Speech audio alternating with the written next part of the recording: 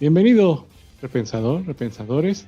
El día de hoy, qué bueno que le diste clic o play a este nuevo episodio de nuestra última mesa de charla, de debate, de puntos de vista sobre pues la conquista, repensando la conquista. En la mesa de hoy pues tenemos una charla sobre la guerra entre españoles, mexicas y mayas. En realidad, lo que queríamos presentar aquí, pues, que tuvieran toda una amalgama de puntos de vista respecto a qué se ve de la guerra, que a veces en los libros o en las clases allá por la secundaria, por la prepa, pues dejamos pasar por alto. Entonces, te invito a que veas esta charla. Tengo dos invitados muy buenos. Se van a sorprender de los temas que van a abordar. Y bueno, pues espero que sea de tu agrado.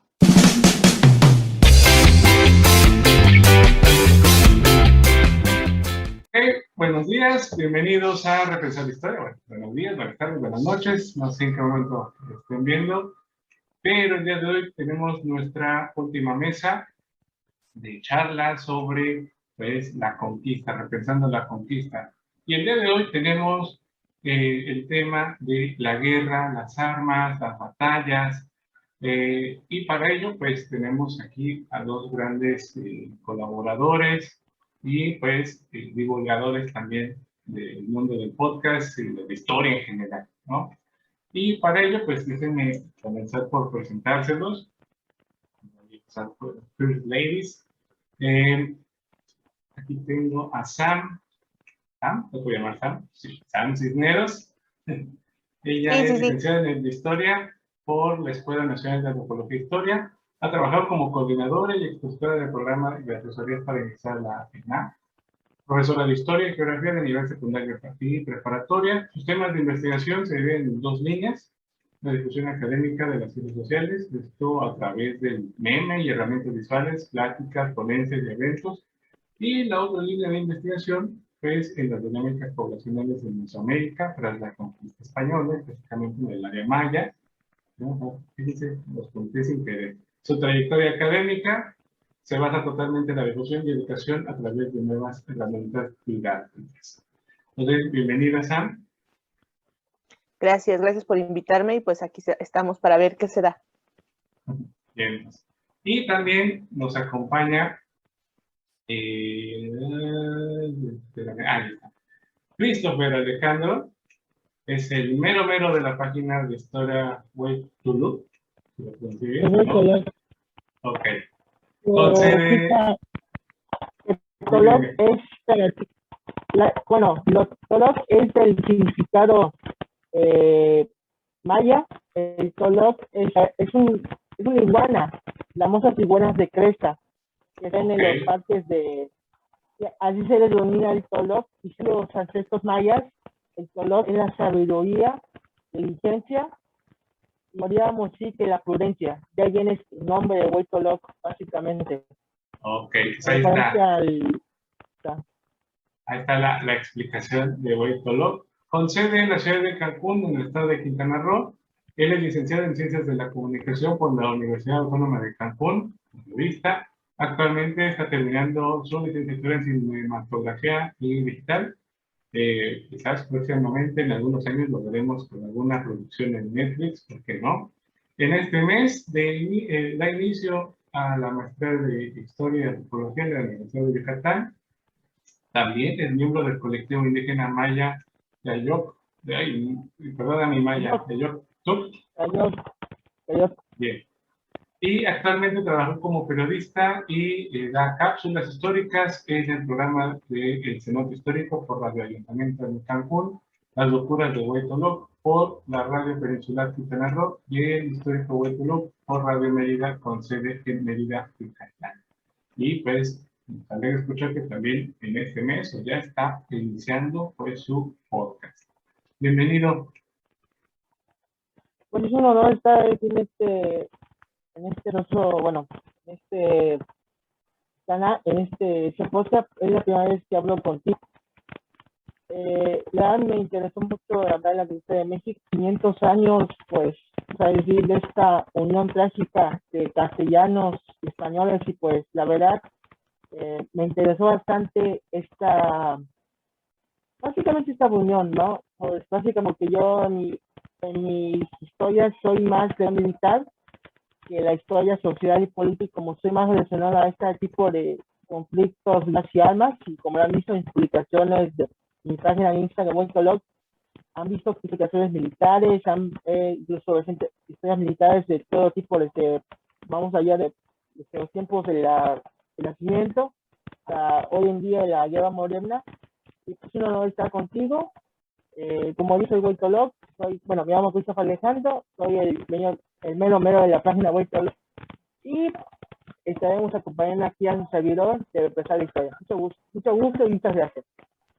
Pues, bienvenidos a los dos y pues vamos a empezar. La idea pues ahorita es hablar precisamente de esto que a lo que nos convoqué, que es pues repensar un poquito la conquista, en especial en el tema de la guerra, porque normalmente a lo mejor nuestros escuchas se quedan con la idea de la escuela, de la secundaria, quizás de la preparatoria, de donde pues se queda como en la obviedad en algún momento de decir, bueno, pues sí, tenían que ganar los españoles por el avance armamentístico y demás, pero a mí me gustaría que nos acompañaran ustedes en esta charla, pues para hablar pues de armas, de la concepción de guerra de los dos bandos, las tácticas utilizadas, es decir, repensar un poquito ya desmenuzado que no solamente se ganó porque tenían avances tecnológicos, sino que hay toda una concepción detrás y hay toda una metodología que hay que pensar, ¿no? Entonces, si quieren, pues avancemos con nuestro primer tema que les había propuesto, que serían, pues obviamente, pues, las armas. Sam, ¿qué nos puedes decir de las armas utilizadas ya sea por españoles, ya sea por los mexicas o en general de los indígenas? Bueno, pues mucho gusto nuevamente. Yo me especialicé en el área maya porque cuando yo empecé a introducirme un poco a lo que son la época de la conquista en México, descubro que la mayoría de los textos o la historiografía que existe solamente es del centro de México, ¿no? Entonces me llama mucho la atención que en el área maya pues no se han hecho estudios y los que se han hecho han sido como de zonas muy específicas. Entonces, a mí específicamente me llama la atención lo que tiene que ver con epidemias y que ha sido una cosmovisión o una concepción que se ha dado por ahí desde Bureku, que dicen, bueno, es que la viruela, la viruela y todas estas epidemias son las que acabaron con la población, que en ese sentido para mí sería un arma, ¿no? Entonces yo transformo las enfermedades como un arma de los españoles para poder erradicar la población. Entonces yo me empiezo a preguntar, y realmente mi tesis basa en eso, sobre si realmente las epidemias fueron una táctica de guerra a través de los españoles para poder dominar las áreas, al menos Mesoamérica, ¿no? Que en esta parte es en México. Y bueno, todo lo que encuentro en el centro de México es referente a eso, ¿no? Que sí, por hecho hay un texto de Robert Maca, que a mí me gusta muchísimo, que justamente dice, sí, las epidemias sí mermaron mucho la población en el centro, si es que nos basáramos en estudios de conteo y demás, ¿no? Sin embargo, creo que hay que tener más en cuenta sobre algunos datos sobre las enfermedades.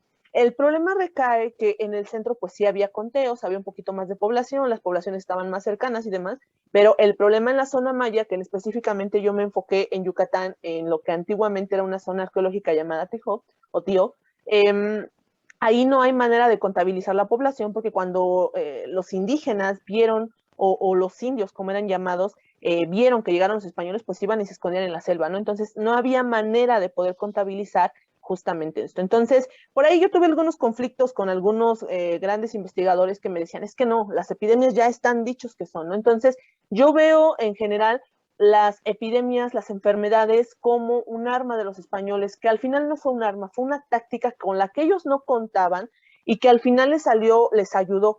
Pero lo que sí yo en la tesis digo, no fue su arma principal, fue una consecuencia.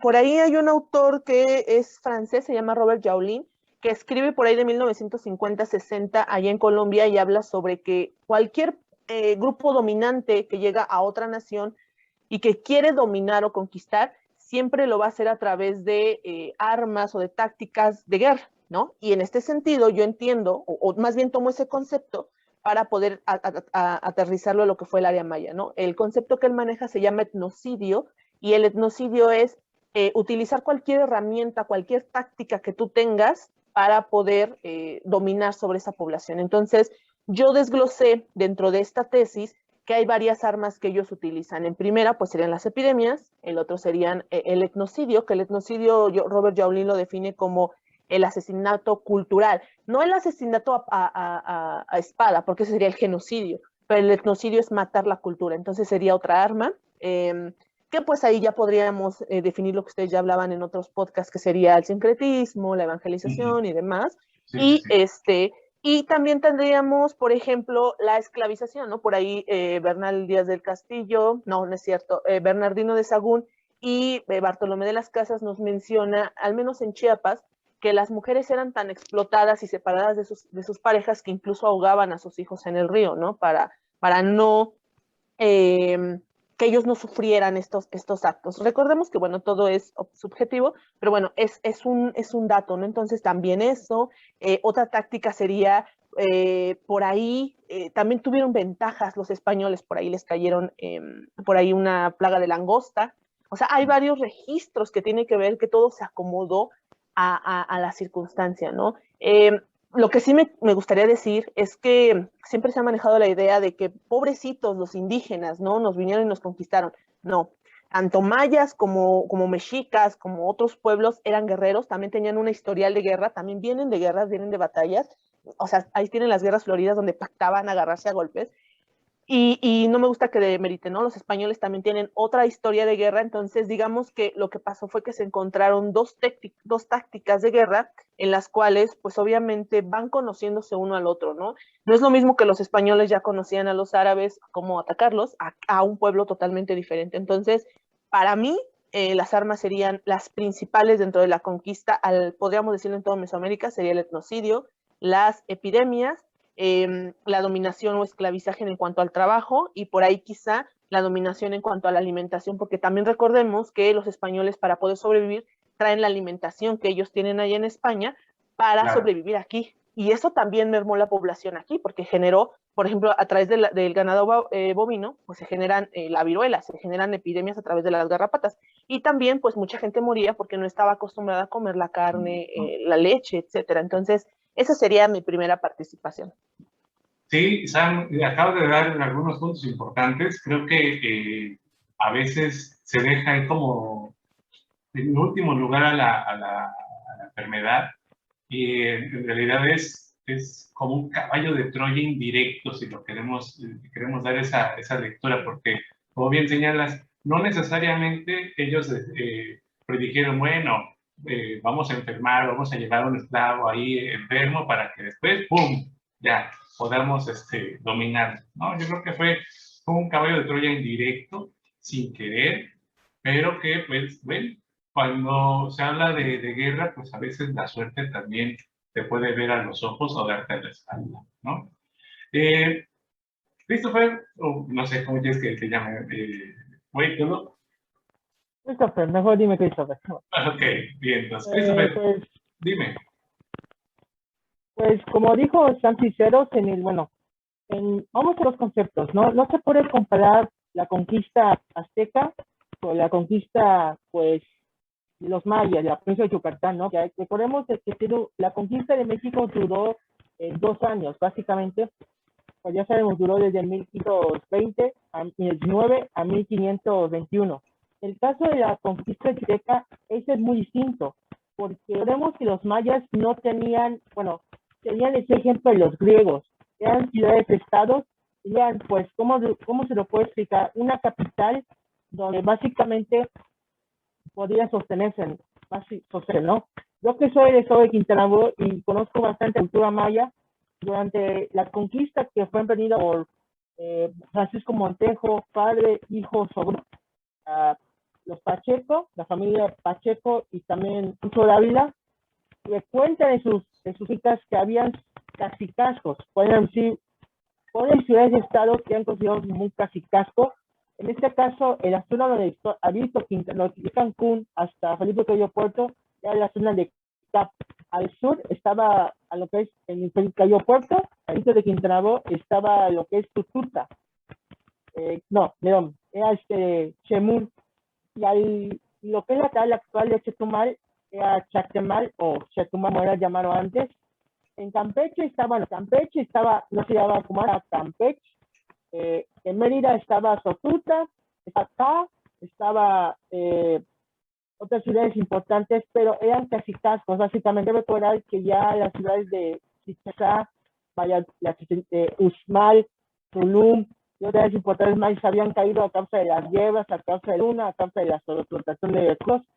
Entonces podríamos decir que no pueden, bueno, todo el mundo de la conquista de Yucateca porque como no había capital, o sea, como no había capital, y era casi conquistar casi casco por casi casco, era que era un dolor para los conquistadores españoles, incluso básicamente, bueno, en la historia de Quintana Roo, la defensa de Tumal, bueno, Chactemal, como era antes conocida, fue defendida por el español Gonzalo Guevero, algo que, por cierto, los que han conocido la historia del primer mestizaje, Gonzalo Guevero casó con una hija maya, y prácticas hábiles españoles, y con las de Maya, murió de tener por un tiempo, por lo menos un lapso de 10 años, a zonas de, bueno, al conquistador Monteo y al conquistador Dávila, incluso a TV Caras, le dijo, incluso básicamente, le dijo una mentira diciéndole que Dávila había muerto en el camino, mostrando un cuerpo de un español, o sea,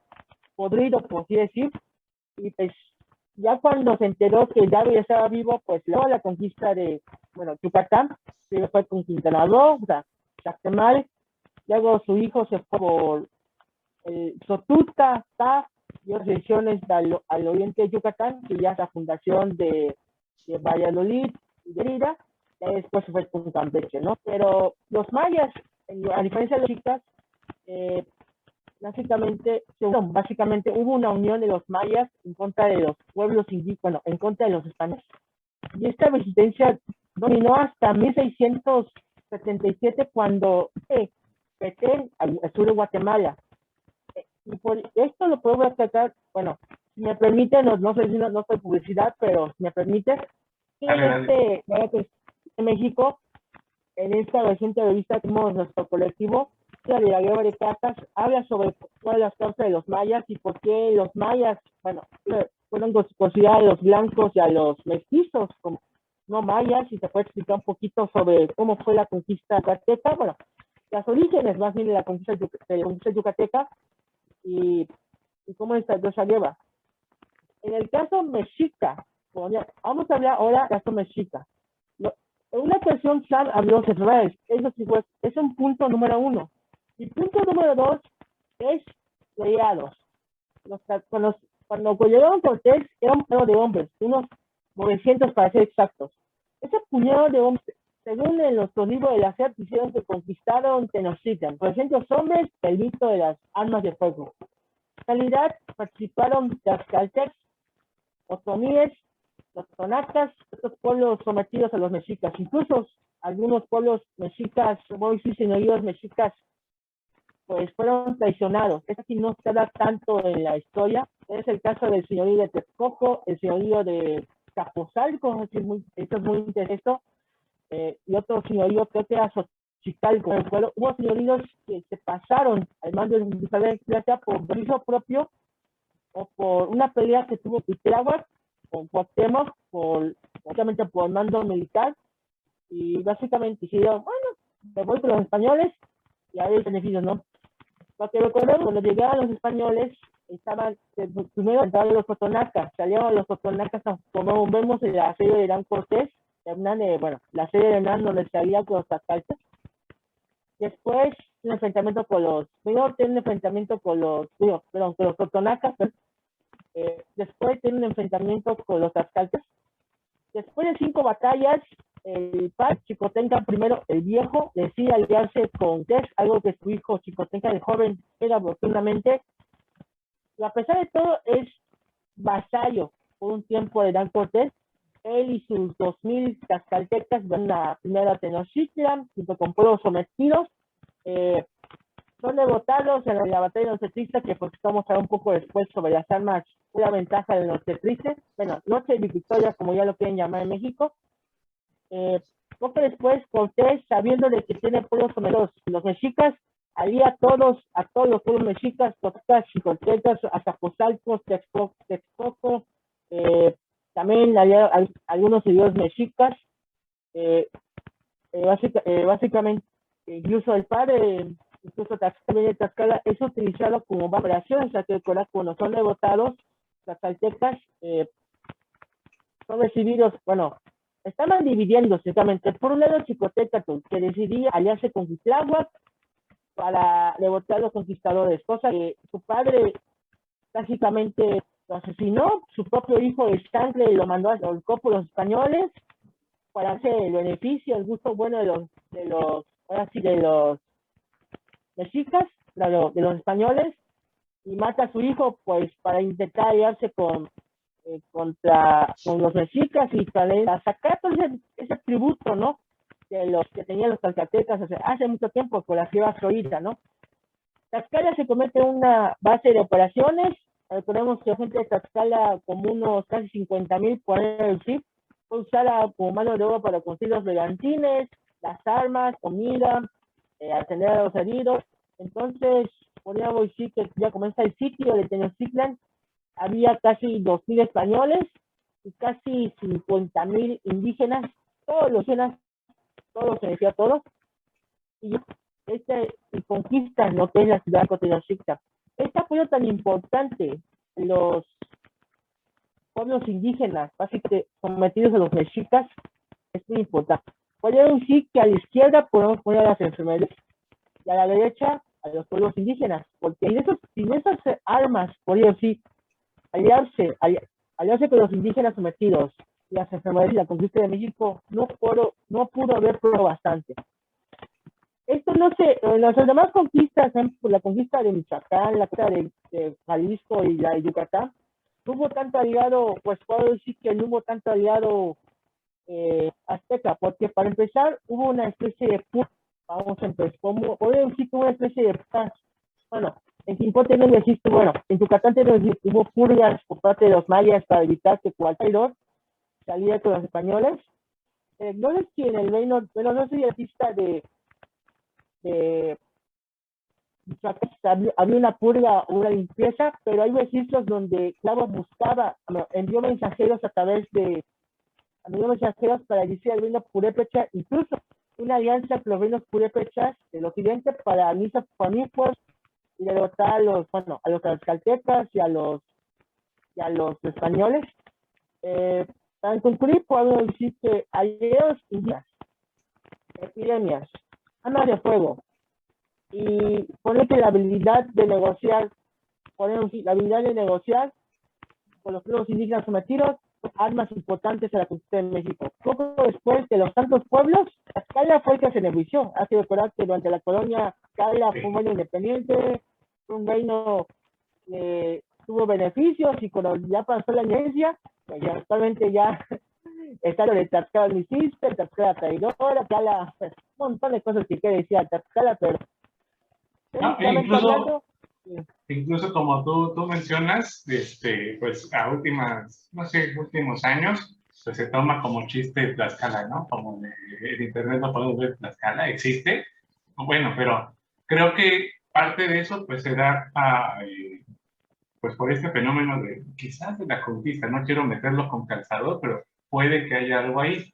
Y como bien señalas, Christopher, la conquista en la península de Yucatán, en Jalisco, en la misma Ciudad de México, van a ser 3 escenarios completamente distintos, ¿no? En donde pues las tácticas van a ir cambiando. Y también no solamente por el medio geográfico, porque no es lo mismo cargar con un yelmo en Ciudad de México a cargar con un yelmo en plena selva, ¿no? Que quienes hayan ido a la península de Yucatán pues sabrán lo que es sudar y sudar. De hecho, como dato interesante,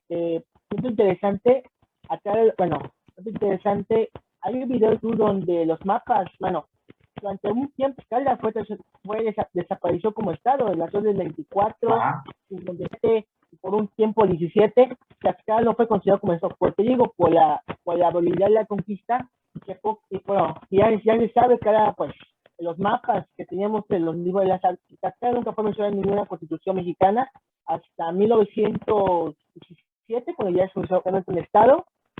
En el caso de la que usaban los mayas, pues tenían los cenotes, la zanja, las selvas, para camuflarse, tenía los mosquitos, para que recordar que venían bien los españoles, les afectaban no solo los mexicas, también los españoles, hay que recordar que les afectaba la malaria, el hito negro, la fiebre tifoidea, la fiebre amarilla, por causa de los mosquitos, la selva. Bueno, yo que vivo en selva, pues básicamente hay puro de esos mosquitos que duró muchos meses. También los españoles tocaron un poquito de lo que es de su propia medicina, de sus propias enfermedades, básicamente. Claro, y eso nos da la apertura pues a pensar de que no fue tan fácil, ¿no, Sam? Sí, justo es lo que me parece muy interesante como el compañero Chris, que es de Yucatán, pues se interesa por la zona centro y yo que soy del centro me intereso por la zona sur. Sí. Entonces, pues es algo muy chistoso, pero la verdad es que yo peleaba mucho porque pues todo el mundo se interesa por el centro, ¿no? Y creo que todo el mundo no sabemos la historia oficial, que de hecho pues ahí está el nacionalismo donde pues la historia oficial es mexica, azteca y demás. Y yo decía, bueno, ¿y qué pasa en el norte? O sea, ¿qué pasó en el sur? ¿No? O sea, ¿qué onda? Como bien lo dicen ustedes, me parece interesantísimo que nadie tome en cuenta los factores climatológicos y geográficos, ¿no? Y que es importantísimo. Es decir, sí, o sea, ya lo dijo el compañero Cris, las epidemias afectaron tanto a la población española como a la indígena. La alimentación afectó a los indígenas y a los españoles. Eran tácticas, al final eran cosas que les funcionó. Aquí el giro que tuvieron los españoles es que en el centro yo creo que lo que les funcionó mucho fueron las alianzas, y bien lo dijo el compañero Cris, ¿no? En la zona centro se encontraron con un conflicto, Hernán Cortés se encontró con el conflicto de que todo el mundo odiaba a Tenochtitlán, o sea, todo el mundo quería darle en la torre, si no llegaba Hernán Cortés en cualquier momento se iba a desatar una guerra contra Tenochtitlán, ¿no? E iba a ser una guerra, fuerte, ¿no? De armas, ¿no? Sin embargo, pues Hernán Cortés se agarra de este conflicto para poder avanzar y generar alianzas, que ya hubo traiciones, que ya hubo por ahí, sí, eso ya es postre de la guerra. Lo que me parece interesante es que en el sur, al menos lo que se sabe, es que los pueblos indígenas, a pesar de sus conflictos, a pesar de sus diferencias y demás, se unieron para atacar. Ahora, otra diferencia totalmente que no se marca es que, por ejemplo, en la zona sur no había poblaciones, ¿no? Les decía, dijo, es una zona abandonada. Cuando Montejo, porque esa es otra cosa que también mencionó Cris, ¿no? Hernán Cortés fue en la zona centro. En la zona sur está Montejo y su hijo y el sobrino, que todos son los adelantados. Y ellos tenían otras tácticas. Ellos llegan a las poblaciones y no hay ni una persona. Incluso hay ordenanzas donde Montejo manda a España pedir gente para poblar, ¿no? Entonces, también por ahí yo sí quiero pelear mucho con el mito de que las epidemias no fueron los que erradicaron totalmente la población, porque es un conglomerado a lo cual llamo etnocidio y va dependiendo la población y la contestación. Ya por ahí dijo, ¿no? Allá hubo un español que se unió, que se casó con una indígena y que al final les daba tácticas de cómo atacar a los españoles. Por acá dicen, bueno, tenemos a la Malinche, claro, también les daba tácticas, o sea, fueron consecuencias. Acá la guerra en la zona centro, vemos ya ahí en infinidad de películas, de series y demás, narrado los Maquiahuil y todas estas armas con las cuales se atacaba, ¿no? Por ahí incluso en las narraciones de Bernal Díaz del Castillo dice, bueno, es que ellos se asustaban cuando veían a los caballos, ¿no? Que depende mucho la cosmovisión, la narración y demás. Y en la zona sur, pues la gente se escondía, les digo, allá la gente para que los agarraras, ¿no? Hay narraciones de Landa, de Diego de Landa, cuando habla, pues yo los agarré a nopalazos, ¿no? O a agarrarlos con una planta, a cachetearlos porque se iban y se escondían en la selva y los encontraba allá generando ellos sus mismos ritos, decía él, ¿no? La conquista de Yucatán se va a dar en 1605, por ejemplo, y se va a dar en Tijón, esta zona abandonada con 100 habitantes y esos son habitantes españoles, ¿no? Entonces, es totalmente diferente, ya por ahí lo dijo Cris, todavía se va a dar la guerra de castas, o sea, va a ser la zona sur, va a ser una zona sublevada muy fuerte, la zona norte igual, es una zona que pues todavía por ahí tenemos poblaciones que en la actualidad no han sido, digamos, conquistadas, no han sido anexadas al proyecto nacional, pero en la zona centro nos anexamos porque pues era un conflicto que se estaba generando territorial, ¿no? Entonces les tocó como buen partido a los españoles en ese sentido. En la zona sur fue otro texto, o sea, otro punto. Allá no había poblaciones, les digo, había ordenanzas donde mismo Montejo pide gente, ¿no? Entonces, allá, por ejemplo, te encuentras las narraciones de Landa, de Bartolomé, donde dices que incluso va a haber una guerra muy fuerte entre franciscanos y dominicos, donde ellos echan ahí por ahí chismecitos, e incluso los dominicos traen perros, ¿no? Con los cuales atacaban a los indígenas, cosa que no se ve, por ejemplo, al menos en el centro, ¿no? En el centro, por ejemplo, se sabe que los mexicas le dijeron o Moctezuma le dijo a Cortés, no vayas para el norte, ¿no? Porque esos son los perros salvajes, los chichimecas, aguas con ellos. Entonces, claro, o sea, hubo una conexión totalmente diferente, hubo un acercamiento, hubo un contacto al menos,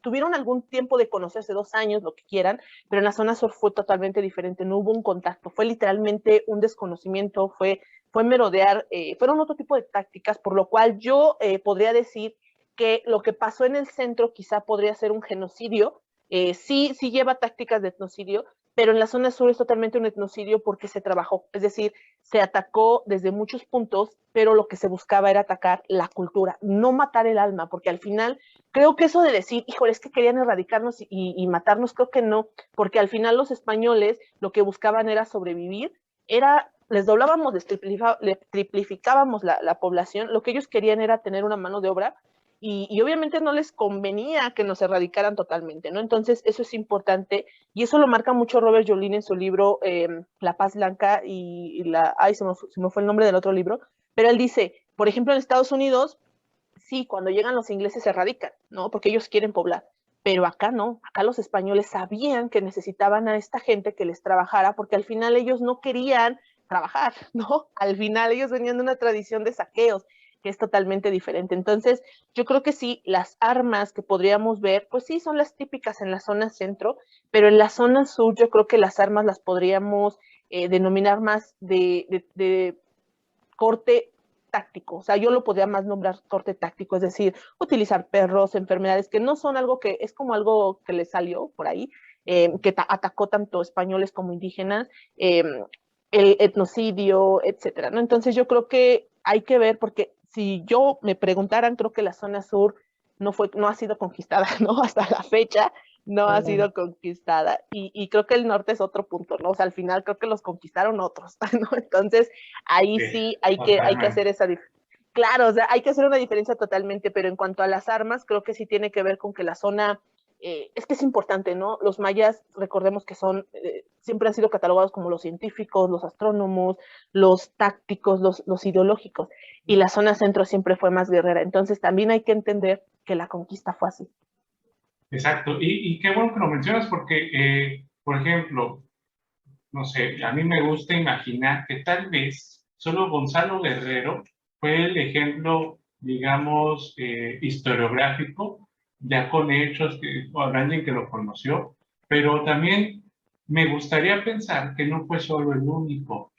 También tomando en cuenta que Gonzalo Guerrero, pues, ya había sido avisado por Cortés que iba a ir en una conquista y que posteriormente, pues, iba a ir por él, ¿no? En algún momento, pues, se iban a ver las caras, quizás no de viva voz Cortés contra Gonzalo Guerrero, pero ya sabía que iban a venir, ¿no? Quizás viene ahí su preparación de las culturas mayas. Y dime qué se ve. De hecho, cuando llega Cortés, a Cozumel, son 2 náufragos, Jerónimo Aguilar, Gonzalo Guerrero.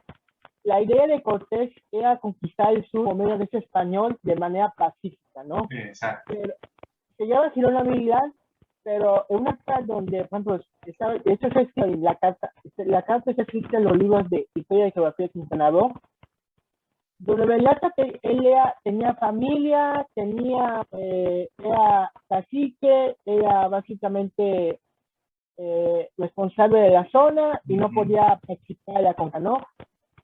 En el caso de el clérigo Jerónimo Aguilar, compañero de Gonzalo Guerrero, él se va primero a Campeche, luego a Tabasco, ahí conoce a la Marín, a la doña Marín. Es un dato interesante, ¿no? Hay que recordar de que Fernando Aguilar era el traductor, sabía maya, bien sabía español.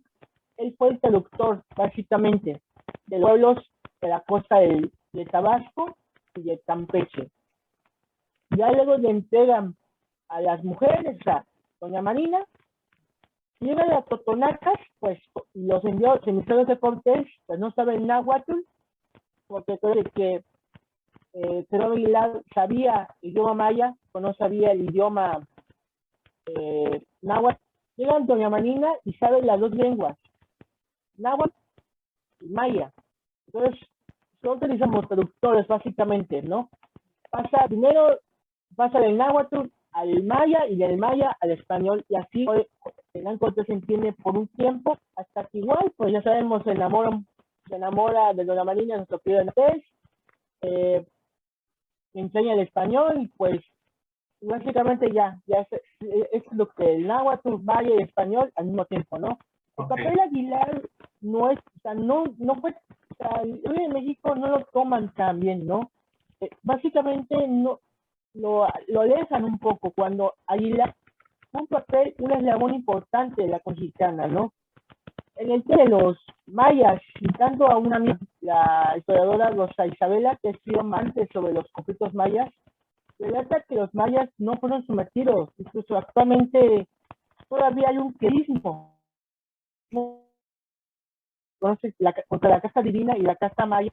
Continúa actualmente, yo esto más por el tema del tema maya, pues hay gente que, bueno, la gente de Yucatán lo habla, pero gente de otras partes de México, Río Centro, Sur, Norte, pues no lo ven, pues dicen que es reconocido cuando no conocen tanto a los mayas de esa zona.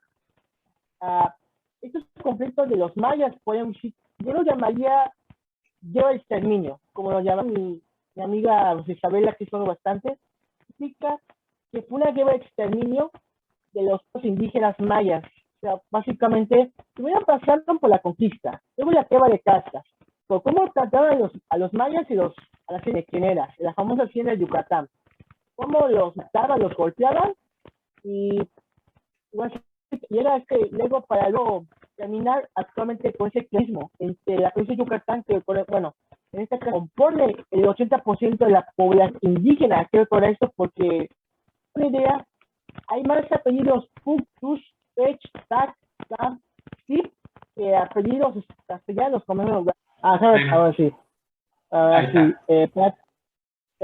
Pues en el caso de los mayas, bueno, en el caso de los mayas fue un poco de exterminio, ¿no? Podríamos decir que para darte una idea, durante la guerra de castas, el 30% de la población maya disminuyó, básicamente. Para solo la guerra de castas, solo imagínense cómo fue la colonización y la conquista española. Bueno, en el caso del norte de México, teníamos, aparte de los chichimecas, estaban los apaches, estaban los yaquis, y yo me acuerdo que otras tribus del norte de México. Esas tribus básicamente fueron, pues vamos a decir que fueron un poco más, igual que los mayas, fueron más rebeldes, ¿no?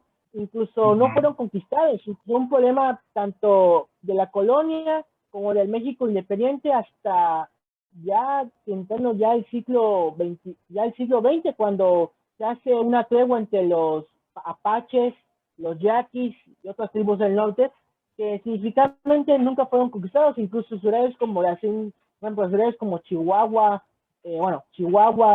Monterrey y Monclova fueron atacados constantemente por los apaches. Incluso hubo casi por lo menos 5 guerras apaches, tanto en la colonia como de México independiente. Incluso hay que destacar que muchos comandantes militares mexicanos participaban entre ellos, ¿no?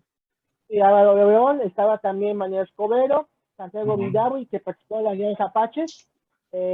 Pero, a ver, sobre todo quizá los yaquis, ¿no? Según dicen que los yaquis, la teba la teba yaqui según dicen que es una teba sagrada. Básicamente esa teba sagrada la definieron constantemente los yaquis durante la colonia, la independencia de México, pero así la guerra del exterminio yaqui, donde básicamente se demostró la dureza y el dolor, la dureza y el dolor de exterminio que intentó el gobierno que monte Porfirio Díaz, pues para quedarse pues con los recursos que tienen los yaquis.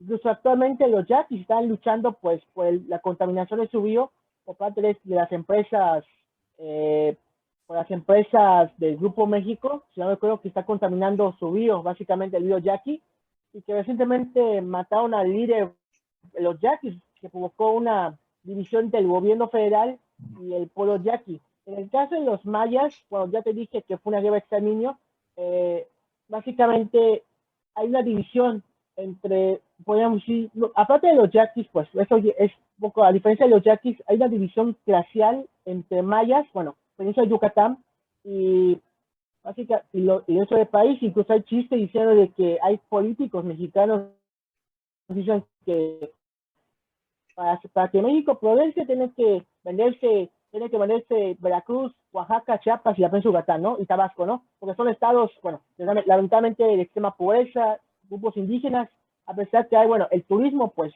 no abarca tanto, no tiene la riqueza como lo que es Monterrey. O sea, hay que recordar que el territorio de la península de Yucatán, pues, no tiene minería, no hay oro, sino cenotes, o sea, tiene producción de agua. Entonces, podríamos decir yo que no es lo mismo la conquista española, o sea, en la Ciudad de México, Tenochtitlan, que la conquista que hicieron en Yucatán, porque la verdad sí dieron mucha lata, fue un dolor de cabeza para los conquistadores, en especial los Montejo. En el caso de Cristóbal Olí, que conquistó Michoacán y Jalisco, bueno, Jalisco y Michoacán, pues vamos a ver, pues también un poco pacífica, pero también no fue tan digna que digamos, ¿no? En el caso del reino Purépecha, que cayó en 1550 o 1560, si me acuerdo, de la conquista del reino Purépecha.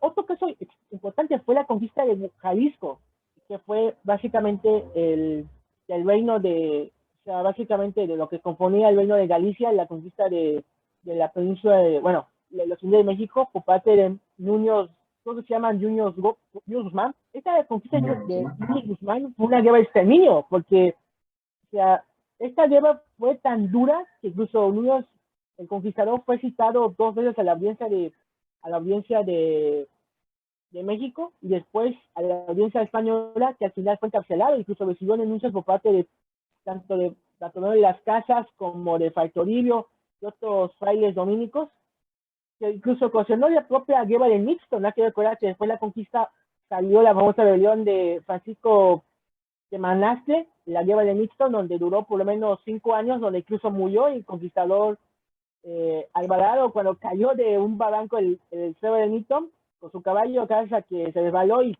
se desnucó. Entonces, básicamente, los indígenas, tras la tierra de Tenochtitlan, en mi opinión, porque incluso hay videos de YouTube, por ejemplo, del maestro Yolo Camotes y May Watchers, donde los indígenas no se rindieron, a empezar, no se rindieron nunca.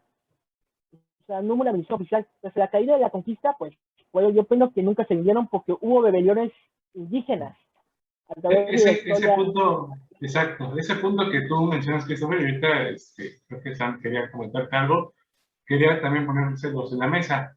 Me parece que, bueno, por propia experiencia, a veces el tiempo en los planes de la Secretaría de Educación Pública o en ya los temas, esta parte de después de la conquista, normalmente, y me lo han compartido algunos de mis compañeros, es como ir con un trajín de, bueno, ya después de la conquista, qué bueno, el virreinato, y ya empezamos a ver como la estructura, pero siempre dejamos un poco de lado, pues, ver lo trágico, lo duro, lo hostil, lo difícil, que fue, no quiero quizás atormentarlos con fechas, pero de 1521 a casi 1650, en donde la construcción del virreinato, la pacificación del virreinato va a ser una cosa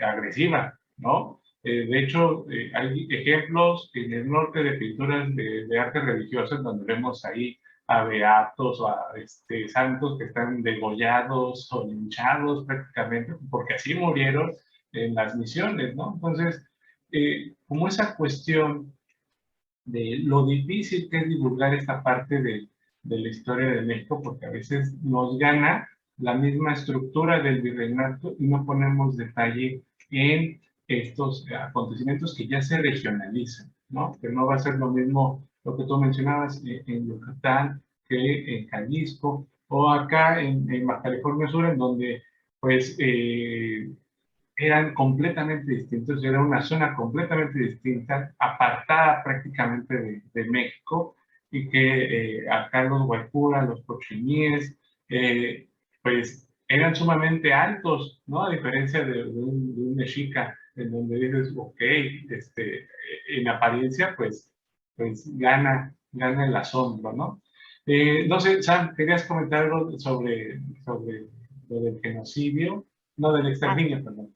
sí, bueno, como es en lo que dice Chris, yo sí difiero totalmente. Creo que es ay, jole, es que es una concepción que se ha repetido años y años y años y años, y creo que ya son 500 años, digo, hay que pensarle diferente, ¿no?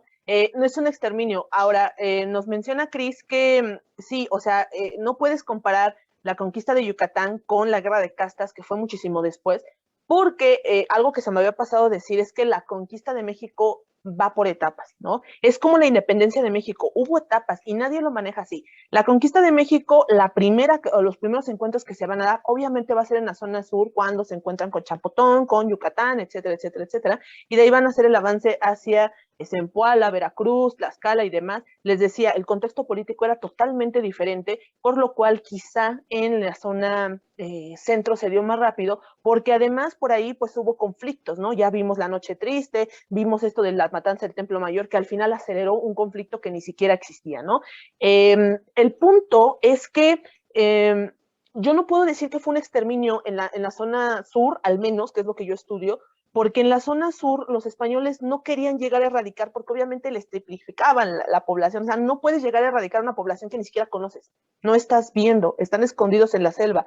Sabes que ahí, por ejemplo, en la zona cerca de, no sé, Champotón, demás, hay población, pero tú ves una, no sabes si realmente es toda. Ahora, lo de que mermó el 80% de la población, híjole, yo difiero mucho. Bora y Cook hacen estadísticas muy fuertes por ahí de los 50, 60, y que va a ser hasta los 90 cuando se cumplen por ahí algunos años que dicen, híjole, es que sí se fueron muy elevados estos investigadores, ¿no? Porque no había manera de contabilizar. En la zona centro quizá, y eso me estoy yendo al quizá, había forma, pero en la zona sur no. Por ahí hay una investigadora que se llama Cristina Bernal, del Colegio de México, si no mal recuerdo, y ella es creo que de la zona de Yucatán, y ella hace una investigación precisamente allá y dice, bueno, a ver, para más o menos contabilizar cuánta población existía, ella se fue a contar, bueno, se fue a sacar líneas de parentesco, se fue a sacar esto que decía el compañero de los apellidos, y se fue a sacar por ahí cuánta tierra existe y cuánta gente se trabaja por kilómetro cuadrado, por metro. Y ella dijo, bueno, hay tanta población, las estadísticas que dieron Bora y Cook fueron elevadísimas, y pues obviamente no pudo haber una erradicación total de la población. El exterminio o genocidio se entiende como el 90% de la exterminación de la población, cuando el grupo dominante viene y erradica con la intención de quedarse con esas tierras. Los españoles no querían venir a quedarse con estas tierras, jamás. Al menos Hernán Cortés venía a encontrar oro, riqueza y nada más. Él jamás vino a querer conquistar México y decir, soy conquistador, jamás, ¿no? O sea, fue algo que se dio y que se le postró ahí en las circunstancias. Montejo obviamente va a llegar un poquitito después, por ahí Pizarro, su primo allá en Perú, va a llegar después, pero ya traen esta noción de qué pasó, o sea, son etapas, dijeron, este vato le funcionó, pues nos puede funcionar así. Entonces, Sí. Ya obviamente es la primera como, etapa, ya sí, es sí, una sí, segunda oleada, ¿no? Ya claro, vienen recargados, ya les allanaron el camino, ya saben por dónde, ¿no? Entonces, necesariamente eso nos va a demarcar, son como los hermanos de en medio, ¿no? Si tú eres un claro. hermano de en medio, sabes que el hermano mayor ya sufrió, padeció, probó, y ya, bueno, pues ya le tengo que llegar a decir a mi madre, a mi padre, para conseguir lo que yo necesito, ¿no? Y creo que eso es lo que funcionó en parte de Sudamérica, porque, híjole, pues sí, Hernán Cortés fue uno de los primeros que dijo, así le hice, así me funcionó, y aún así no recibió el reconocimiento del rey como él quería, ¿no? Por eso va a estar empecinado en buscar esa conexión con el Pacífico, ¿no? Dime, Claro, y dime. se va al sur. Ay, perdón, nada más antes de que continúe, Sí, sí, sí. nada más para terminar mi idea. Sí, y justo, entonces, yo sí podría decir que la conquista de Yucatán no fue exterminio en primera etapa. Sí, en la guerra de castas ya hubo una intención de erradicar a la población porque sí se sublevaba, no se aplacaba. Y obviamente en la zona norte, que va a ser hasta 1550, pues sí, ya van con la intención de, pues son chichimecas, no se dejan, pues hay que matarlos. Pero en primera etapa no hay exterminio. A mi parecer es una etapa llamada etnocidio, en la cual tratan de sobrevivir tanto los españoles como los indígenas y los mestizos. Esa nada más era como mi punto que yo quería decir. Bien, Sam. Gracias. Bueno, Christopher. pues, pues tiene buen concepto lo que dice Sam, pero exterminio sí hubo, porque pues hay que recordar que pues hay que recordar que tan solo en Yucatán durante la colonia hubo casi 56 rebeliones mayas. La más famosa fue la de Nojochi en 1578. También llegó los de Petén, los de Petén en 1600. Y la más famosa, la de Jacinto Canet, la de 1779. Y fue, y fue después de la conquista, la rebelión de Jacinto Canet. Ojo, no estoy diciendo que fue un exterminio, ¿no? Antes de la rebelión de Jacinto Canet, poníamos un pequeño trato en los mayas, ¿no? En los indígenas mayas de la provincia de Yucatán y Campeche, ¿no? Pero pasando la rebelión de Jacinto Canet, los españoles entendieron que estos mayas no van a entender, van a seguir rebelándose. Ellos sin contar de que les prometían, así como los políticos, te prometo quitar el tributo, te prometo bajar la comida, todo eso, pero ayúdame a adiestrar a mis tropas, ¿no? Tú vas a ser mis soldados. Y esto se catalizó también durante el México independiente y se cocinó la guerra de castas. Y por ese motivo los mayas se rebelaron, porque gracias a los españoles les enseñaban el instrumento de las armas de fuego, pero también les enseñaban la táctica de los mayas. Entonces, básicamente, antes de la rebelión de Canet, los mayas tenían un trato, podríamos decir, no especial, pero sí un trato importante, ¿no? De hecho, en el Museo de la Guerra de Castas, en Yucatán, hay una tabla que te indica cómo era la casta especial en Yucatán. Por ejemplo, Yucatán para los mayas eran dirigidos por un hidalgo. El hidalgo era un indígena líder que controlaban a los sectores mayas, más que los mayas moderados, los radicales, o sea, de cualquier tribu, ¿no? Básicamente tenían un control sobre los mayas a través de otros mayas, y bueno, sí que colaboradores, podríamos decir, que básicamente fueron los que controlaron, ¿no? Ya después de la rebelión de Canet, pues ya comienza esta serie de rebeliones indígenas, como se codería el exterminio. En el caso del tema de Cortés es muy importante. Se habla mucho de que Cortés hundió sus barcos cerca de Veracruz, eso está muy bien, pero muy poco se sabe que las costas de Punta Sam, o sea, Punta Ye, lo que es la bahía de Ascensión, por donde está la isla de Chancam, se habla poco de que el conquistador Montejo hundió sus barcos.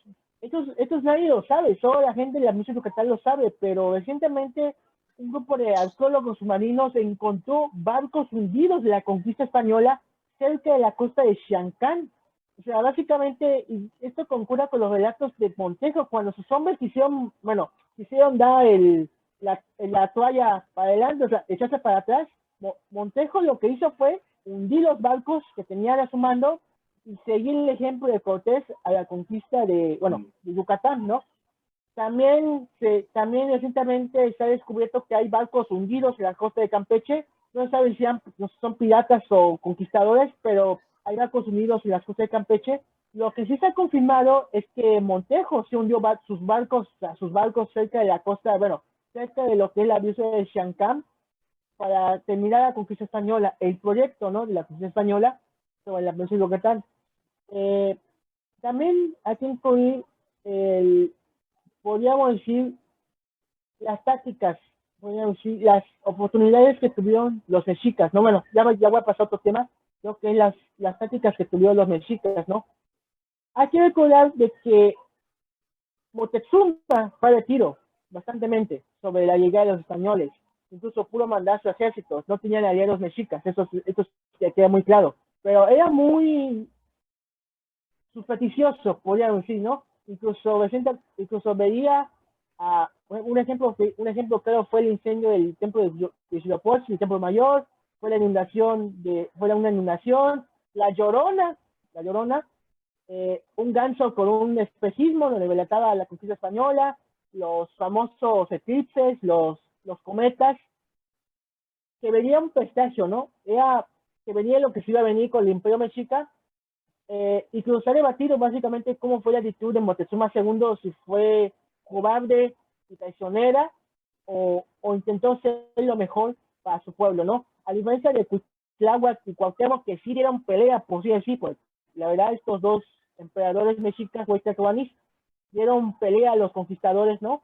Y viene este mito, ¿no? Que Moctezuma fue el cobarde, ¿no? Que se dejó que llegaron los españoles a la capital, que la pisaron los tlaxcaltecas, en cambio su hermano Moctezuma, no, su primo, su hermano Cuitláhuac y su sobrino Cuauhtémoc defendieron hasta la última gota de sangre la capital Tenochtitlan, ¿no? Un ejemplo claro tiene la última noche de la victoria, que pues puede decir que Cortés se confió bastante, ¿no? Porque la tabla que los mexicas no atacaban de noche, no salían de noche y pensaron que como no atacaban de noche, que vamos de noche y la lluvia, así no los ven y los vamos por Juan por su casa. Pero resulta que lo descubrió por una ancianita, lo descubrieron, Cuitláhuac aprovecha esa sorpresa de la huida y básicamente con las canoas ataca a los mexicas, sabiendo, y más aún que, para tener idea, no usaron sus dos armas importantes, la ballesta y el arcabuz. Recordemos que estaba lloviendo, no se podía usar el arcabuz, pues el fuego se podía apagarse. La ballesta podía usarse por lo menos 15 minutos, ya que el cuero que utilizaban se desbalaba tanto que cuando ponía la flecha, pues básicamente el cuero de la ballesta pues no reaccionaba, se rompía básicamente, y solo tenía lo máximo es la lucha cuerpo a cuerpo, que pues le costó bastante a los conquistadores. En cambio, los mexicas tenían también aparte de los famosos, tenían también los famosos, a ver, perdió la página. Hasta tenían los famosos, pero no disculpa. Tenían los famosos lanzadardos, los famosos Atlatli, el Mecahuatli y otras armas aztecas, que básicamente los famosos lanzadardos, que pues lo aprovechó bastante bien los conquistadores, las arcos y flechas, que cuando fueron con las canoas en la noche de la victoria, última noche de la victoria, básicamente lo usaron para derrotar a los españoles, que le costó muchas bajas. Incluso recordemos que el propio Alvarado tuvo que saltar de una lanza y básicamente de un puente se cayó, tuvo que lanzar una lanza y para llegar a tierra firme. Pero ya cuando comienza la remontada a Tenochtitlan, ya sabiendo de que los mexicas los derrotaron por Acazas, descubrió el punto débil de los mexicas, ¿no? Comienzan a construir los famosos bergantines, ¿no? Lo que es el actual lago de Texcoco, con la ayuda del marinero Martín López y con mano de obra tlaxcalteca, lo lanzan al mar, no sabemos la historia, rompen, bloquean lo que es bloquean el agua de lo que es la cuenca de Chapultepec. Básicamente después comienzan a sitiar Tenochtitlan, bombardean a través de las barcazas, las canoas aztecas pues son destruidas constantemente por el fuego de los cañones y la ayuda de los aliados indígenas, sin contar las enfermedades, el hambre y la falta de sanitario, en este caso en el sitio de Tenochtitlan. Ya después del sitio, pues ya conocemos la historia, llega el 13 de agosto de 1521, se rompe la brecha en Tlatelolco, 40,000 indígenas mexicas murieron heroicamente en la defensa de la capital por salvar al Tony Cuauhtémoc. Cuauhtémoc es encarcelado, ya sabemos, conocemos la historia, le queman hasta las patas, ¿no? De ahí, Christopher, por ejemplo, creo que diste unos puntos importantes y no quería ponerle ahí un pin para que no se me fuera la idea. Sí. Yo quiero pensar que Moctezuma actuó también como esta analogía que hablábamos del hermano mayor y el del medio y el chico. Creo que también, comparándolo con Cortés, Moctezuma actuó de una manera muy cauta, ¿no? Quizás nos vamos, yo quiero pensar que sí había cierta superstición, pero también cierta precaución, Muy ¿no? optimista. Exacto, entonces, a diferencia desde ya de un hermano en medio o uno chico, en este caso sus primos, que dicen, oye, ya vimos lo que probó con Moctezuma, cómo empezaron a ver que no eran dioses, sino hombres, ya estaba superado ese mito, podemos ganarles, ¿no? E incluso cuando ven que ya se están aliando con sus peores enemigos, pues dicen, oye, ya hay que reaccionar. Quizá la reacción De viene ya un hecho, poco tarde, ¿no? eh, de hecho, Entonces, curiosamente, dime, el famoso mito de que le dieron a Cortés como que sacó, no es cierto. De hecho, Moctezuma, desde que llegó se comenzó todas las sospechas, ¿no? Desde que lo arrestaron, más bien en el palacio de sí, Acayat, desde ya ahí, se dio cuenta ajá. de que no eran dioses, Ujú. incluso no eran dioses, incluso cuando abrazó a Cortés, de hecho, no lo abrazó porque no quiso, o por atacar el Walter Tony, sino porque no lo abrazó porque apestaba. O sea, pero se cumple las mitas, no se tuvo que llevar una especie de collera de flores porque Cortés apestaba a gallos, no porque quiera tocar a Tlatoani, sino por la higiene que tenían los conquistadores y, ay Dios, apastaba a los conquistadores, incluso el propio Chicotenca relata de que los conquistadores apestaban, o sea, básicamente, y por ese motivo el famoso abrazo no fue como dice, ¿no? Que no se podía tocar el güey Tlatoani, sino porque apestaba bastante a rayos que Moctezuma tuvo que limpiarse con una especie de jabón para quitar el mal olor que tenían los españoles. El tema de que eran dioses ya básicamente lo sabía Cuitláhuac, lo sabía Cuauhtémoc, lo sabía otros señoritos mexicas, menos Moctezuma. Cuando ya es arrestado, se arrepiente de que estos señores no son dioses, solo le quieren quitar su honor, incluso hasta le ofreció a su hija, la mayor, Claro. con Sí, o sea, José. ya ese tema como que ya para esos días ya estaba como medio superado y entendido. Ahora, quisiera pasar como otro tema, ya también como para a modo de cierre y de reflexión. ¿Qué les ha parecido? Pues voy a poner ciertos ejemplos, ¿no? El primero de ellos es el derrumbe, o bueno, no se derrumbó, el quitar la estatua de Cristóbal Colón, eso es uno. Dos, la manera de conmemorar ahora, darle mayor peso a Tenochtitlan, por ejemplo, en el Zócalo. Y número tres, ¿creen que es la manera correcta o adecuada, en su opinión, de conmemorar 500 años de la conquista, tendiendo más hacia un bando que al otro y no como en los dos en conjunto? No sé, ¿quieres dos con Sam? Pues mira, Bueno, es muy interesante la pregunta porque he escuchado mucho, he visto mucho en redes últimamente las quejas sobre todo este tipo de temas que me estás mencionando, ¿no? Eh, sí me gustaría decir que nos quitemos esa idea, ¿no? Al final, el etnocidio, que es vuelvo a lo mismo, el etnocidio, que el concepto que yo propongo, maneja, sí, o sea, cuando llega una población diferente a otra población, o llega porque tiene que llegar, o porque llegó porque quiere conquistar, lo que trata es sobrevivir. Pero esto no quiere decir que la población dominante, pues vaya a ganar, ¿no? Al final también la otra población está peleando. Y al final, como lo dijo Cris, hay narraciones y hay críticas en las cuales dicen, híjole, pues los indígenas también dieron batalla, también tuvieron ahí, les hicieron la vida de cuadritos a los españoles, hasta que al final, pues Cuauhtémoc dijo, ya no podemos, ¿no? Ya basta, no tenemos alimento y demás.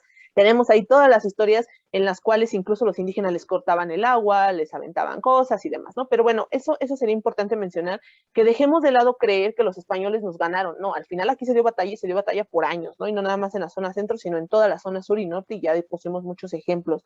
Ahora, con lo que dices en cuanto a la estatua de Cristóbal Colón, a mí me parece muy interesante porque al final por ahí se me hace un discurso o doble discurso cuando la gente, por ejemplo, maneja la historia de que destruyes monumentos cuando hay alguna manifestación o que estás en contra de cualquier cosa en la sociedad y destruyes un monumento y dicen, es que los monumentos no tienen valor, entonces ¿por qué vas y tiras una estatua que no tiene valor?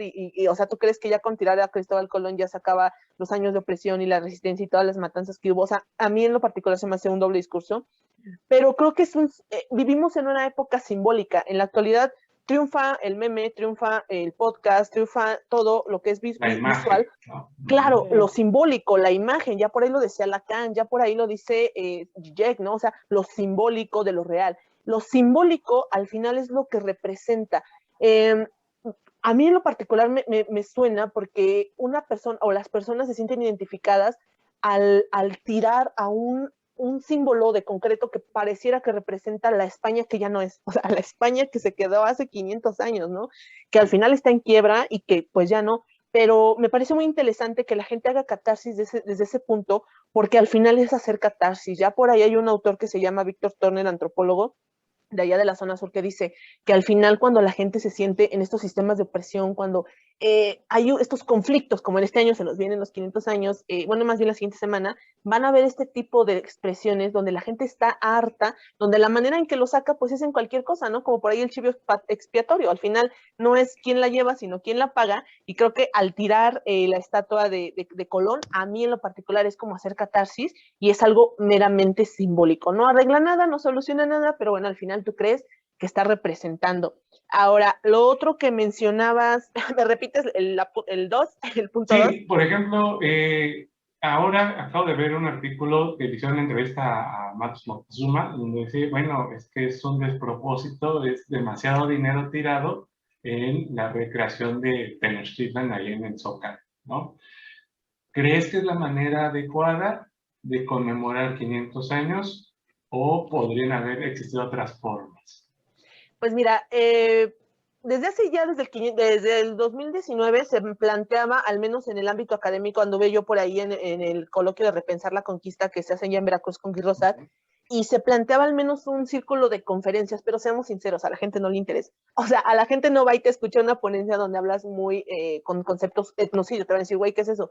Perdón por la palabra, pero sí. Entonces, creo que el gobierno está haciendo su chamba, la gente se está interesando. Yo al menos compartí esta noticia de que se iba a representar las maquetas y a la gente le encanta. O sea, ¿por qué tenemos aquí el New Age? ¿Por qué a la gente le encanta venir a las zonas arqueológicas a llenarse de energía? Porque es lo que vende. Y al final, si eso va a traer dinero a México y si eso va a hacer que de menos México se posicione y no seamos, al menos a través de Hollywood, como el país que está eternamente el Día de Muertos, creo que a mí, en lo personal, se me hace buena idea, porque al final es bonito, digo, a mí me llena de ilusión ver las pirámides, ¿no? O sea, todos nos la imaginamos, todos, de hecho está la maqueta en Zócalo, ahí en el metro, y se me hace padre, pero ya verlo así en grandote, híjole, es que es simbólico, vamos a lo mismo, lo simbólico vende, lo simbólico llama.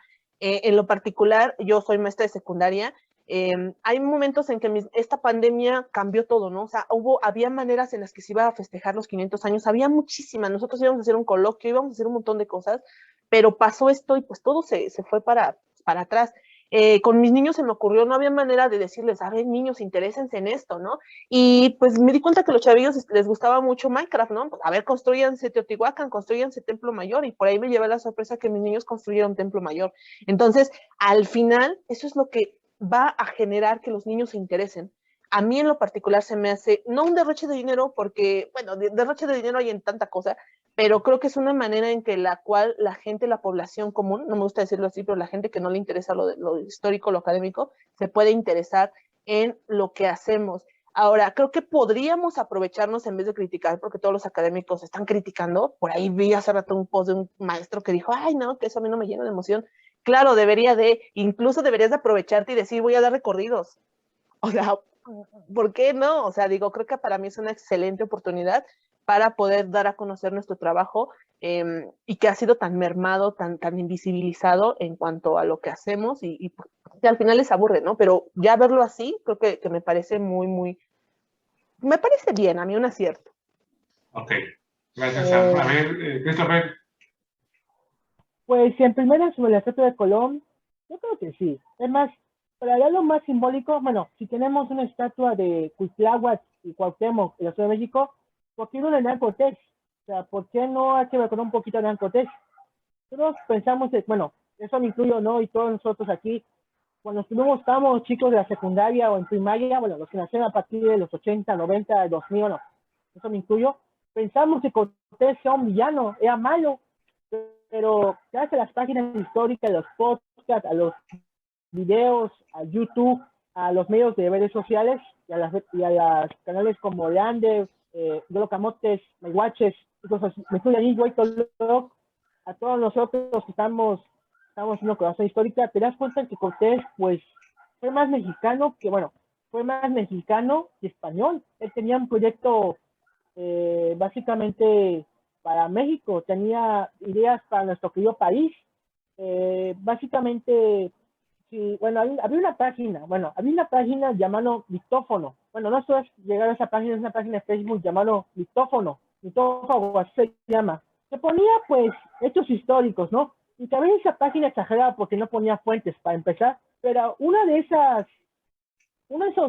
ponía así, publicaciones fue de Hernán Cortés, y me interesó bastante cómo Cortés hizo algo de bondad, básicamente, fue bueno, básicamente hizo cambiar algo para México. Desgraciadamente sus enemigos españoles y sus enemigos mexicanos pues no le dieron tanta importancia, que recordar que ni lo quieren en España, ni lo quieren en México, para ser exacto. Básicamente lo consideran aquí como un pobre diablo, ¿no? Para mí, sí sería bueno quitar de Colón, porque Colón, pues, no, solo descubrió, aparte fueron los vikingos, los siguieron a América, bueno, básicamente los nativos siguieron a América, y sería bueno que coronaran a este conquistador Hernán Cortés en lugar de Cristóbal Colón. Por ejemplo, aquí, cuando hay marchas, por ejemplo, feministas, aquí recientemente, curiosamente voy a decir una historia. Durante una marcha feminista del 8 de marzo, los feministas quemaron, incendiaron y pintaron la estatua de allá del Paseo Montejo, de los Montejo, padre, hijo y sobrino, la estatua de Montejo. Lo pintaron, o sea, ya sabes, el color verde, o sea, los colores del feminismo, ¿no? Pero también le pusieron el color rojo, significando el genocidio, bueno, genocidio indígena del principio Yucatán. En cambio, la estatua de Felipe Carrillo Puerto, Jacinto Canet, y los héroes de la guerra de castas, Cecilio Chi, Jacinto Pat y Venecio Peck, no fueron incendiados, no fueron pintados, no fueron básicamente con símbolos feministas o indígenas. ¿Por qué digo esto? Porque los consideran como defensores de la nación, ¿no? Defensores de los pueblos indígenas. Felipe Carrillo Puerto defendió bastante los pueblos indígenas, a los mayas, incluso su pasola fue huir a mis indios y algo lo fusilaron. Jacinto Canet fue el líder indígena de la rebelión indígena de los mayas. Y los héroes de la guerra de casas igual fueron los que defendieron sus derechos como pueblos indígenas. En cambio, la estatua de los Montejo, pues todavía sigue pintado, o sea, no es broma. Si tú ves las cámaras virtuales, bueno, no me acuerdo cómo se llama, pero webcam, si tú buscas el webcam de Paseo Montejo, tú ya vas a ver la estatua de Montejo toda ya pintada, toda ya oxidada por los tanto que la han pintado. En mi opinión personal, sí merece que Cortés, Cuitláhuac y Cuauhtémoc tengan un lugar importante, la verdad. Y que también le quiten el mito de que Moctezuma fue el cobarde traidor que siempre han dicho la historia de México y que solo pensó en el bienestar, ¿no? Moctezuma, aparte de ser un agnóstico, no puedo decir brujo, pero sí un agnóstico, era también optimista, era también realista en las cosas, intentó ser lo mejor y al final, pues, bueno, no se sabe si se murió, otros dicen que Moctezuma se suicidó, otros dicen que lo mataron los españoles, otros dicen que su pueblo mexica, la cosa es que Moctezuma murió intentando salvar su imperio, ¿no? Y Cuitláhuac y Cuauhtémoc hicieron mal su parte, ¿no? En el caso de la recreación, aquí en la provincia de Yucatán, recientemente el presidente López Obrador decretó la capital de Chetumal, se llamó oficialmente, ahora Chetumal se llama Chetumal del Mestizaje, en referencia al mestizaje, al primer mestizaje que hubo entre Gonzalo Guerrero y la princesa Sassy. Incluso en Chetumal hay un monumento al lado del Congreso de Quintana Roo dedicado al mestizaje. recientemente se ha hecho, bueno, por la pandemia, por no ser puro, pero se ha hecho eventos conmemorativos al mestizaje entre Gonzalo Guevara y la princesa Maya. Recientemente Cancún, de hecho recientemente Cancún van a poner un monumento de memoria a Gonzalo Guevara y a la princesa, al primer mestizaje en México, y a un monumento indígena aquí en Cancún nomás. Para nosotros, indígenas y castellanos, pues no fue tan bonito que digamos, fue una unión trágica, básicamente, porque precisamente fue una unión trágica que costó vidas, costó tierras, costó fortunas, pero también vio nacer una nación como lo es México, que por ejemplo este año va a conmemorar sus 200 años de la independencia de México con la consumación. Y yo creo que es un parteaguas histórico, la colonia, el mestizaje y la unión entre los dos mundos, ¿no? Que culminó con la conquista de las tierras mexicanas, ¿no? La recreación de Tenochtitlan, la verdad, la verdad, yo le doy un gusto a ella cómo fue antes la ciudad de Tenochtitlan. De hecho, se dio la idea de que se podía reconstruir Tenochtitlan lo que es el lado de Texcoco, lo que estaba el aeropuerto de la Ciudad de México. Iban a hacer un Disneyland, pues supuestamente, cosa de que no va a pasar, pero se va a hacer una recreación de Tenochtitlan y de Texcoco, pero no como dicen que va a ser un Disneyland. Pero sí me gustaría recordar nuestros orígenes indígenas, ¿no? No solo detrás del mito español blanco que siempre han dicho nuestros padres, ¿no? Sino también recordar los orígenes de los pueblos indígenas, ¿no? También recientemente escuché el rumor de que le iban a cambiar el nombre de la Ciudad de México por tercera vez. Supuestamente esta propuesta es de cambiar a la CDMX a Ciudad de México Tenochtitlan, CDMX Tenoch, para empezar, pues, recordar de la costa mexicana, ¿no? Listo. Entonces, para retomar un poquito,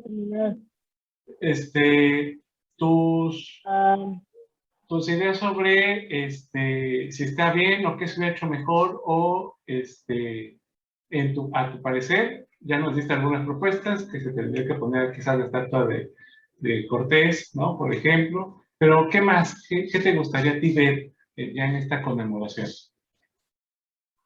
Pues a mí me gustaría, pues, básicamente que se valorara la unión trágica entre los dos mundos, ¿no?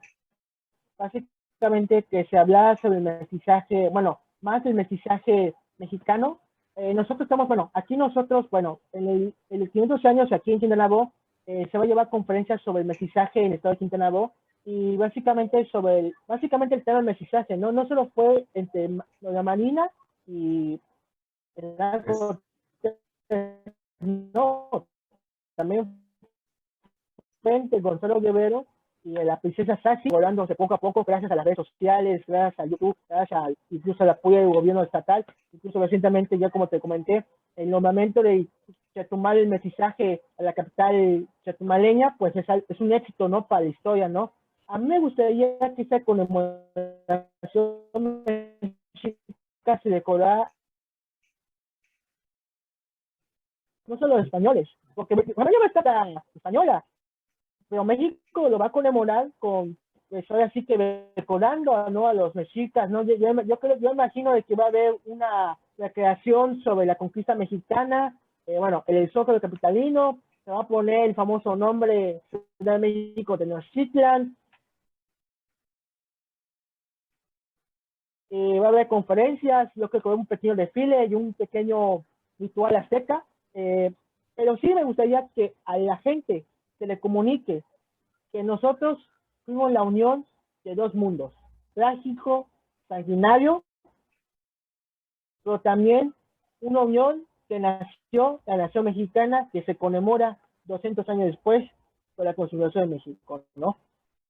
Y que también la voz de los vencidos, como diría León de Portilla, se ha escuchado. La voz de los vencidos forma parte de la historia, para no cometer los errores que ellos cometieron en el pasado y tener un mejor futuro en esta ocasión, ¿no?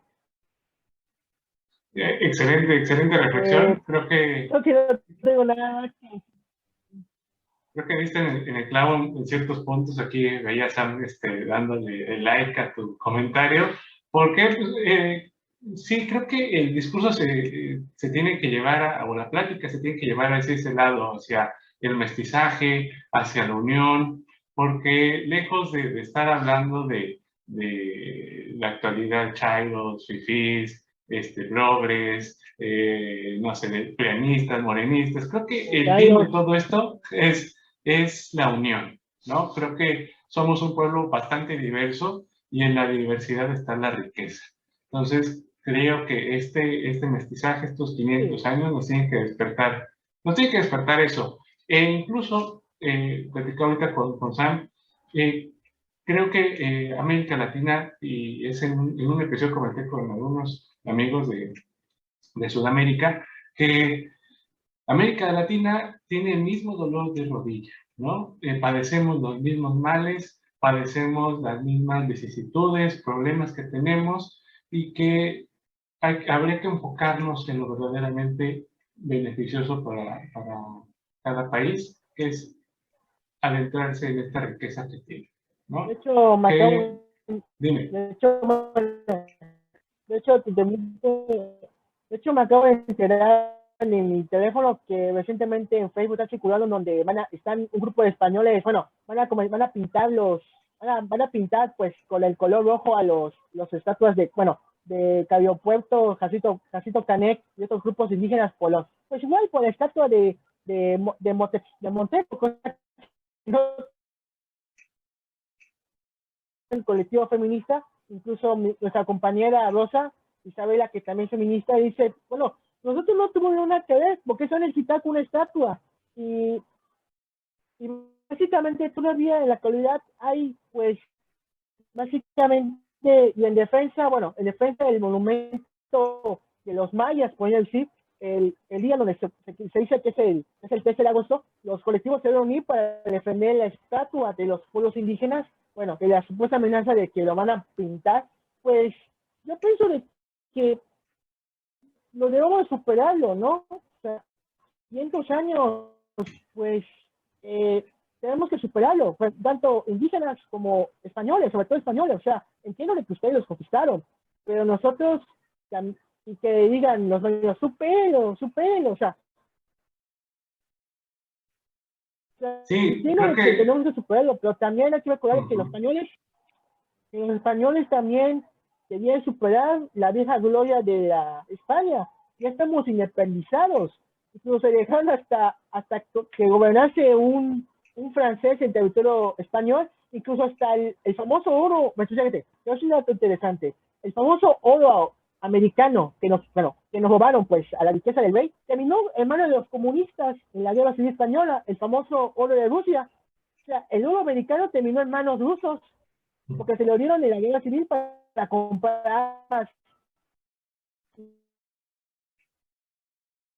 Franco usó el oro americano para comprar armas a los alemanes durante la guerra civil española. Así que básicamente el destino de este oro que fue americano, fue español y vendido a los alemanes y a los rusos, pues no vengan con la idea que nos quitaron que robaron el oro, los españoles robaron el oro y se lo dieron a los comunistas. Yo pienso de que ambos lados, ambos bandos, básicamente tienen que unirse, ¿no? Tienen que ya hacer las paces después de 500 años, tienen que reconciliarse, tienen que unirse para no repetir el pasado. También el Estado de México es un ejemplo claro de cómo las divisiones pueden llegar, porque sí fue una guerra de divisiones lo que hizo Cortés, cómo las divisiones pueden llegar hasta extremos de, caer la conquista, robarse la mitad del territorio, intentar llevar a un emperador a México y estallar una guerra de independencia, una segunda guerra independencia contra Francia, y estallar una evolución por falta de desigualdad social. Entonces yo pienso que es un ejemplo claro de que las divisiones entre mexicanos no llegan a nada, básicamente, ¿no? Se dice que el peor enemigo del mexicano es el mexicano, y se dice otro que cuando el mexicano es invadido por una potencia extranjera, se une. Yo pienso de que para mí esos 500 años tienen que significar de unión y de reconciliación. Ya somos cambios, ¿no? Exacto. Creo que a mí me gustaría ver al rey de España, darse un abrazo. Bueno, a mí me gustaría ver al presidente López Obrador y al rey de España darse un abrazo de reconciliación, porque si no fuera por España, México no tenía pues también España nos trajo muchas cosas, pero también México le dio muchas cosas de España. Entonces, la unión entre ambos países, pues, es muy importante para nosotros. Debe ser una conmemoración de unidad y reconciliación para mí.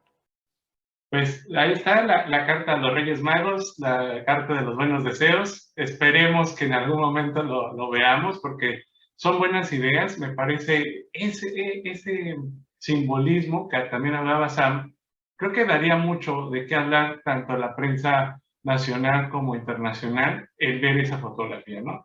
Pero pues por ciertas circunstancias políticas y demás, creo que estamos muy lejanos de verlo, pero esperemos que en algún momento lo veamos. Y también pues a ustedes les aplaudo que estemos haciendo esta divulgación, cada quien en su trinchera. ¿Por qué? Porque como decía Lucas de este podcast, la persona de a pie necesita saber de historia, ¿no? Y la manera en cómo llega a ello, pues ahora es mucho más fácil por redes sociales y podemos interactuar también con ellos. Entonces, ya a manera de cierre, quiero agradecerles mucho su participación, su tiempo. Les aplaudo nuevamente el esfuerzo por estar divulgando historia. Déjenme darles un dato que allá en Colombia acabo de escuchar. Hicieron una encuesta de qué temas se están hablando en los podcasts y el número uno es historia.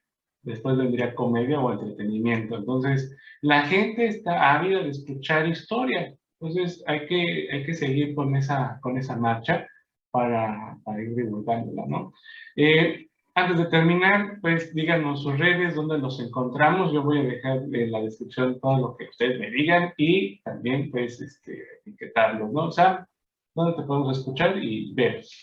Pero pues nada más igual concuerdo con Cris, contigo, ya olvidemos el pasado, superémoslo, aprendamos de estos 500 años, recordemos que si no hubieran sido los españoles, hubieran sido los portugueses o los ingleses y esos se radican, entonces mejor lo que nos pasó.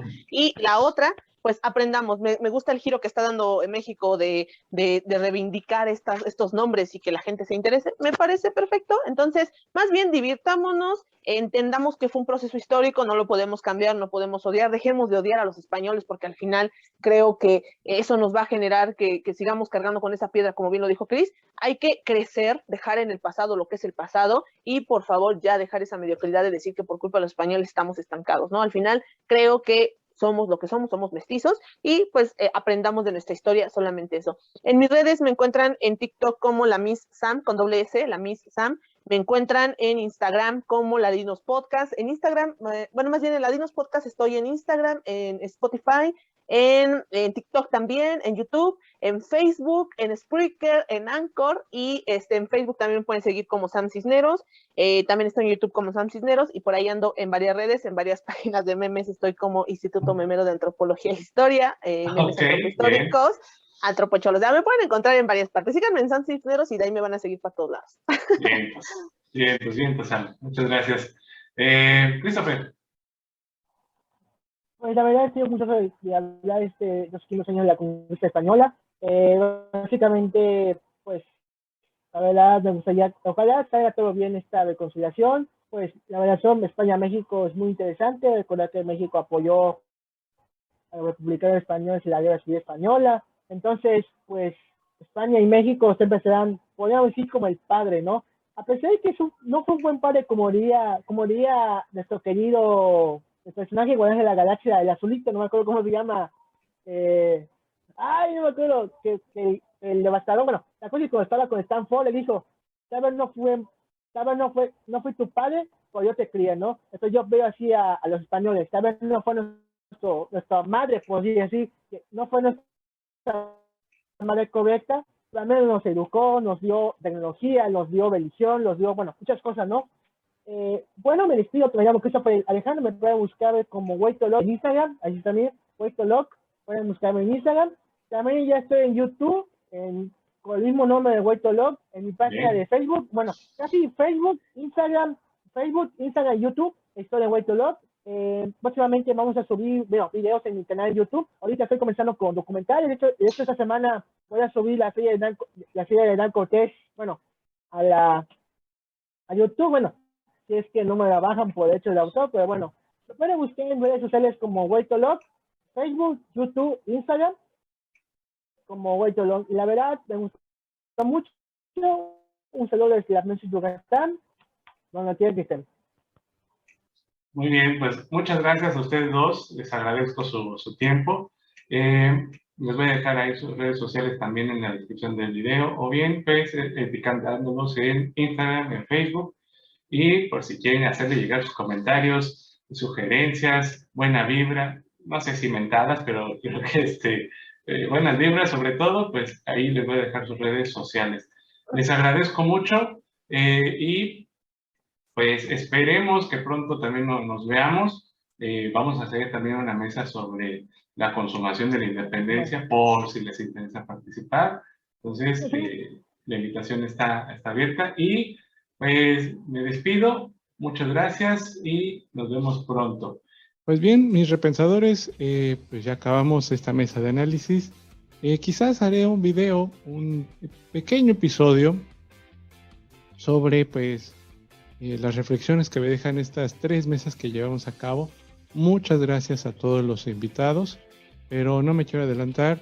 Y bueno, pues espero que hayan disfrutado esto. Les voy a dejar pues los contactos y las redes de mis compañeros en la descripción del video, o bien en la página de Repensar la Historia en Facebook e Instagram. Ahí van a estar los datos por si quieren saber más de su contenido.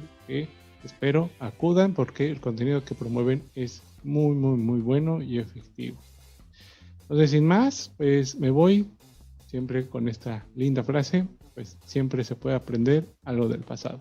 Soy Luis Historia. Hasta la próxima.